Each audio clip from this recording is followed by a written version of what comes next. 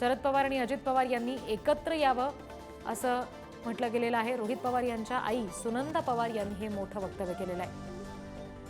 पक्ष विखुरलेला राहू नये, एकत्र ताकद वाढते असं सुनंदा पवार यांनी म्हटलेलं आहे। सुनंदा पवार या रोहित पवार यांच्या मातोश्री आहेत आणि कुटुंब म्हणून एकत्र येण्याची गरज आहे असंही त्यांनी म्हटलेलं आहे। अगदी कालच्या दिवशीच अजित पवार यांनी शरद पवारांची घेतलेली भेट, त्यांच्या वाढदिवसानिमित्त केलेलं अभिष्टचिंतन, त्यानंतर आज सुनंदा पवार यांच्याकडून कुटुंब एकत्र येणं गरजेचं किंवा पक्ष विखुरलेला राहू नये अशी इच्छा व्यक्त होणं, या सगळ्या घडामोडी आता राजकीयदृष्ट्या विचार करता कौटुंबिक दृष्ट्या सुद्धा काही हालचाली घडताना आपल्याला पाहायला मिळतात। केव्हाही हे फुटलेलं जे कुटुंब आहे, गेले कितीतरी पिढ्या आम्ही एकत्र नांदतोय पवार कुटुंब।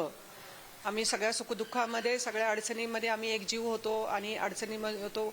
जो जरी प्रत्यक्ष स्वतंत्रपणे इंडस्ट्री असेल, सामाजिक क्षेत्र असेल, आम्ही स्वतंत्रपणे काम करतो, पण शेवटी कुटुंब हे कुटुंब असतं। ती कुटुंबाची ताकद होती, ती परत एका ठिकाणी यावी असं सगळ्या महाराष्ट्राला वाटतं, तसं मलाही वाटतं।